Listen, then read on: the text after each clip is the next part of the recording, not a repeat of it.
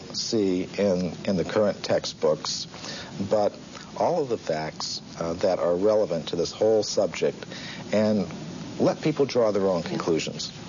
One of the questions I first came up with when I was reading the book that you did answer in the book that I'd like you to explain was that I said, well, gee, don't we have all these machines now that can look at the footprints or the bones or whatever, and that will just tell us how old it is? Oh, this is a very common perception. We have such faith in technology and those who employ it that when we hear about things like carbon-14 testing or potassium-argon testing, we think it really is a very simple process, almost like you pop something in the microwave and boom, it comes out. It's not like that at all. These are very complicated procedures. What I found in practice is that scientists may run several tests on the same piece of bone. Some of the ages will be very great, some very small, and they will tend to pick the date to publish in their scientific literature that most fits the idea that they start out with about how old the fossil should be. Now that often happens.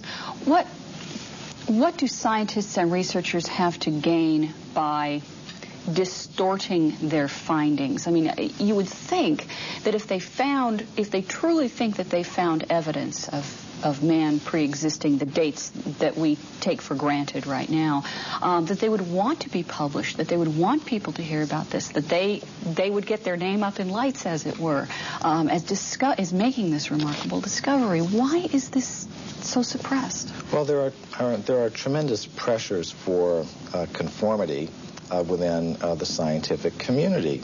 For example, for every academic post that opens up, every professorship that opens up in an American university, there are generally hundreds of applicants.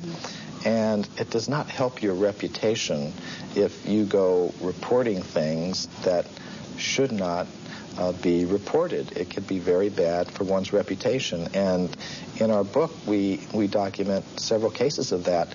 For example, Virginia Steen McIntyre. She's a geologist who I personally know. She lives in Colorado now. She went to Mexico in the 1970s, and she was a geologist with the U.S. Geological Survey.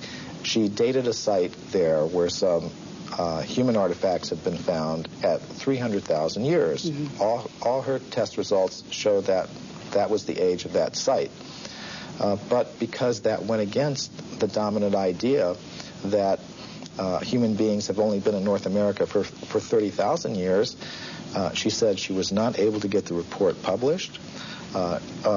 She was labeled a publicity seeker and a maverick in her community of scholars, and she said she eventually lost a professorship that she held at an American university because of this, and hasn't been able to work as a geologist since.